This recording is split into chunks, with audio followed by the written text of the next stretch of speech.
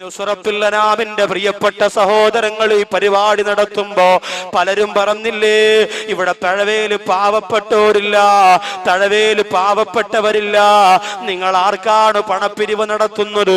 നിങ്ങൾക്ക് പുട്ടടിക്കാനല്ലേ? പ്രിയപ്പെട്ടവരെ, ഒരൊറ്റ രാത്രി കൊണ്ട് നിന്നെ പാവപ്പെട്ടവരിൽ ഏറ്റവും ചെറിയ പാവപ്പെട്ടവനാക്കാൻ അള്ളാന് കഴിവുണ്ട് കേട്ടോ. അത് നമ്മൾ ആരും മറക്കല്ലേ. പ്രിയപ്പെട്ടവരെ, കിളിമാനൂർ പാപ്പാലയം എന്ന് പറയുന്ന സ്ഥലത്ത് മരണപ്പെട്ടു പോയ ഒരു സഹോദരൻ, കല്യാണത്തിന്റെ മണവറയ്ക്കകത്താണ് ആ സഹോദരന്റെ കഫം പൊതിഞ്ഞത്.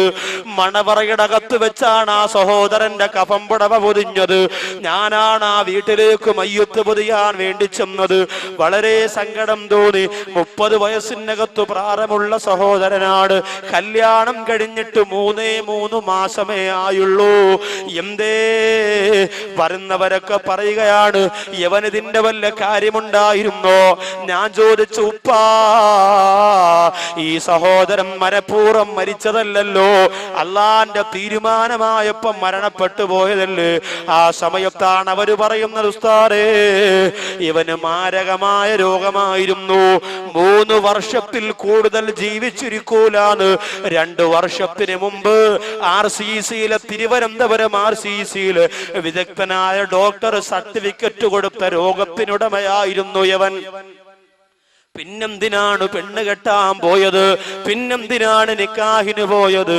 ആ പെണ്ണിന്റെ ജീവിതവും നശിച്ചു പോയില്ലേ എന്ന് പറഞ്ഞുകൊണ്ട് അവര് കരയുമ്പോൾ, ആ അടക്കമെല്ലാം കഴിഞ്ഞ് ആ വീട്ടിലേക്ക് വന്നു. പ്രിയപ്പെട്ട സഹോദരന്റെ മരണപ്പെട്ടു പോയ സഹോദരന്റെ ഭാര്യയെ വിളിച്ച് കാര്യം തിരക്കിയപ്പോ, ഇയാൾക്ക് രോഗമായിരുന്നോ എന്ന് നീ അറിഞ്ഞായിരുന്നോ എന്ന് ചോദിക്കുമ്പോ കരഞ്ഞുകൊണ്ട് പറയുന്നു, ഉസ്താദേ, എന്റെ വീട്ടില് ഞങ്ങൾ 4 പെമ്മക്കളാ, ഞങ്ങൾ 4 പെമ്മക്കളായിരുന്നു ഉസ്താദേ. എനിക്ക് വാപ്പച്ചിയില്ല. എന്നെ എന്റെ ഉമ്മ പ്രസവിച്ചതോടെ വാപ്പച്ചി മരിച്ചുപോയി. എന്റെ ഉമ്മയാണ് എന്റെ 3 യുക്തമാരെയും നിക്കാഹ് ചെയ്യിപ്പിച്ചേക്കാൻ ഓടി നടന്നത്. എല്ലാ പള്ളികളിലും പോകുമായിരുന്നു. ഒരുപക്ഷെ നമ്മുടെ ജുമഅത്ത് പള്ളിയുടെ മുമ്പിൽ വരെയും വന്നിട്ടുണ്ടാവും. നമ്മൾ അറിയില്ലല്ലോ, നമുക്ക് നേരമില്ലല്ലോ. ജുമാനിസ്കാരം കഴിഞ്ഞ സലാം വീട്ടിയിട്ട് ദുനിയാവിന്റെ കാര്യത്തിനിറങ്ങി ഓടുമ്പോ കർച്ചീപ്പും പിരിച്ച് മുമ്പിലിരിക്കുന്നവരെ ശ്രദ്ധിക്കാൻ പലപ്പോഴും നമുക്ക് സമയം കിട്ടാറില്ലല്ലോ. അങ്ങനെ ആ പെങ്ങള് പറയുന്നു, എന്റെ 3 ഇത്തച്ചിമാരെയും എന്റെ ഉമ്മയാണ് കഷ്ടപ്പെട്ടുകൊണ്ട് ഓരോ പള്ളികളിൽ പോയി ഓരോരുത്തരെയും കണ്ടു പണപ്പിരിവ് നടത്തിയിട്ട് നിക്കാഹ് ചെയ്യിപ്പിച്ചത്. അങ്ങനെ എന്റെ ഉമ്മ ഒരുപാട് കഷ്ടപ്പെട്ട് ജീവിച്ചവരാണ്. നമ്മളൊക്കെ രാത്രി കിടക്കുമ്പോ ഉമ്മ അടുത്തു വന്നിരുന്നു പലപ്പോഴും കരയാറുണ്ട്. അവസാനം എന്റെ നിക്കാഹിന്റെ സമയമായപ്പോ, ഉസ്താദേ, എന്റെ ഉമ്മിച്ചാന്റെ കാല് മുറിച്ചു. ഷുഗർ ബാധിച്ചുകൊണ്ട് എന്റെ ഉമ്മാന്റെ കാല് മുറിച്ചു. മറ്റേ കാലും സുഖമില്ലാത്തത് കൊണ്ട് ഇനി വടിവിണ്ട് പോലും നടക്കാൻ പാടില്ല എന്ന് ഡോക്ടർ പറഞ്ഞു. അങ്ങനെ എന്റെ ഉമ്മ ഒറ്റപ്പെട്ടുകൊണ്ട് വീടിനകത്ത് കഴിഞ്ഞു. ഉസ്താദേ, എന്നും എന്റെ മുഖത്ത് നോക്കിയിട്ട് ഉമ്മ പറയും, നീ ഭാഗ്യം കെട്ടവളാണ് പെണ്ണേ, നിന്നെ പ്രസവിച്ചതിന്റെ അന്ന് വാപ്പ മരിച്ചില്ലേ, നിന്റെ നിക്കാഹിന് സമയമായപ്പോ എന്റെ കാല് പോയില്ലേ, ഇനി എങ്ങനെയാണ് മോളെ പുര നിറഞ്ഞു നിൽക്കുന്നതിനെ പറഞ്ഞു വിടുക എന്ന് ചിന്തിച്ചുകൊണ്ട് പൊട്ടിക്കരഞ്ഞപ്പോ, ഉസ്താദേ, ഒരുപാട് ദിവസം ഞാൻ മനസ്സുകൊണ്ട് ആത്മഹത്യ ചെയ്യാൻ ആഗ്രഹിച്ചു പോയതാണ്. പക്ഷേ ഈമാനില്ലാതെ മരിച്ചുപോയി നരകം കിട്ടുമെന്ന് പേടിച്ചുകൊണ്ടാണത് ചെയ്യാത്തത്.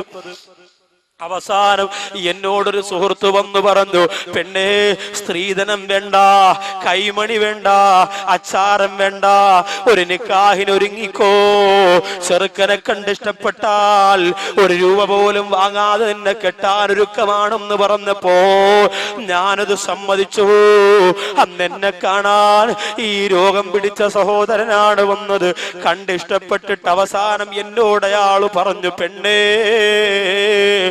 ഏത് സമയത്തും മരിക്കുമെന്ന് ഡോക്ടർ പറഞ്ഞ് ചികിത്സ നിർത്തിയ ശരീരമാണ് എന്റേത്. അതുകൊണ്ട് എപ്പോഴും ഞാൻ മരിച്ചു പോകാ. 3 വർഷം വരെ ഡോക്ടർ ജീവിച്ചിരിക്കാൻ സാധ്യതയുണ്ടെന്ന് പറഞ്ഞെങ്കിൽ പ്രതീക്ഷയൊന്നുമില്ല. അതുകൊണ്ട് കുറഞ്ഞ കാലത്തിനിടയ്ക്ക് എനിക്കും നിനക്കുമാരി വിവാഹ ജീവിതത്തിൽ ഏർപ്പെടാ. ഞാൻ മരിച്ചാൽ എനിക്ക് വേണ്ടി ദുആ ചെയ്യുന്ന ഒരു ഭാര്യ, അള്ളാന്റെ അനുഗ്രഹം കൊണ്ടൊരു കുഞ്ഞിനെ തന്നാൽ എനിക്ക് വേണ്ടി ദ്വാരക്കുന്ന ഒരു കുഞ്ഞ്, ഇതാണ് എന്റെ ആഗ്രഹം. നിനക്ക് നിക്കാഹിന് സമ്മതമാണോ എന്ന് ചോദിച്ചപ്പോ ആ പെണ്ണു പറയും, ഉസ്താദേ എന്റെ ഉമ്മയോട് പറയാറ്, എന്റെ ഇത്തമാരോട് രോഗത്തിന്റെ കാര്യം പറയാറ്, ആരോടും പറയാറ്. അള്ളാഹു ചിലപ്പോ രോഗം മാറ്റിക്കൊടുത്തെങ്കിലോ എന്ന് പറഞ്ഞ് കണ്ണീരോടെ ദുആ ചെയ്ത് ഞാൻ ആ നിക്കാഹിന് സമ്മതം മൂളി ഉസ്താദേ.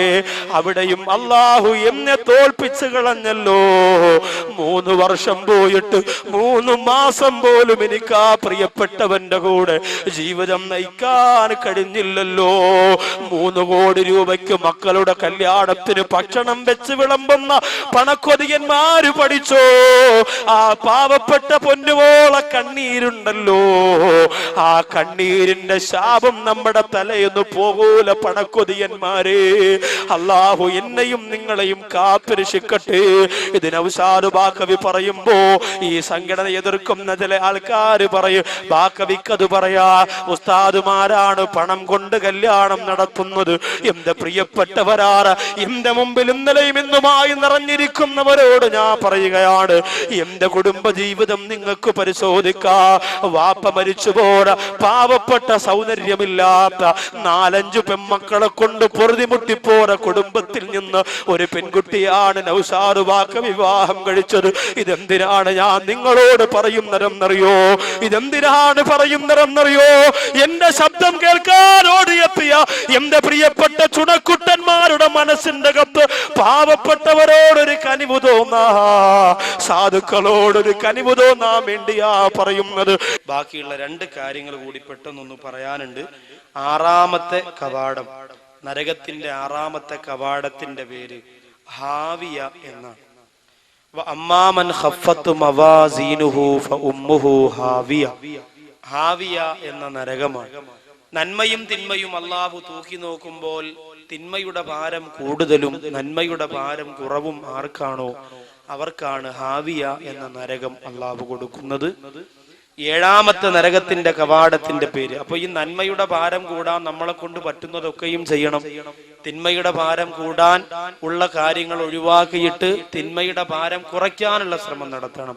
അള്ളാഹുവിന്റെ പള്ളിക്കകത്തിരുന്ന് സംസാരിക്കുന്നത് തിന്മയുടെ ഭാരം കൂട്ടും. ഇന്ന് പള്ളിക്കകത്ത് വളഞ്ഞിരുന്നാണ് രാഷ്ട്രീയ ചർച്ച, പള്ളിക്കകത്ത് വളഞ്ഞിരുന്നാണ് വസ്തു കച്ചവടം. ഇനി മറ്റേ വസ്തു എന്തരാടെ, ഇതിന്റെ എന്തരാടെ, 50,000 ഇങ്ങോട്ട് താടെ, 25,000 അങ്ങോട്ട് താടെ, ഇതൊക്കെ പള്ളിക്കകത്തിരുന്ന ഇത് നാളെ അള്ളാഹുവിന്റെ പരലോകത്ത് നന്മ തിന്മ തൂക്കുമ്പോൾ തിന്മയുടെ ഭാരം ഒരുപാട് കൂടുന്നതിന് കാരണമാകും. അള്ളാഹു അനുഗ്രഹിക്കട്ടെ. അതുപോലെ തന്നെ മറ്റുള്ളവർക്ക് അർഹതപ്പെട്ട സ്വത്ത്, അനാഥ മക്കളുടേത്, മുത്തഅല്ലിമീങ്ങളുടെ പൈസ, ഉസ്താദുമാരുടെ പൈസ, ഇതൊക്കെ വെട്ടി വിലുങ്ങി വയറ് വലുതാക്കി നടക്കുമ്പോൾ വയറ് വളരുന്നതിനേക്കാൾ ഡബിൾ സ്പീഡിൽ വളരുന്നത് നമ്മുടെ തിന്മയുടെ ത്രാസായിരിക്കും. അള്ളാഹു സുബ്ഹാനഹു വ തആല കാത്തുരക്ഷിക്കട്ടെ. 7ാമത്തെ കവാടം ജഹീം. ഇലാഹി ലസ്തു ലിൽ ഫിർദൗസി അഹ്ലാ വലാ ഖുവാ അലാ നാരിൽ ജഹീമി.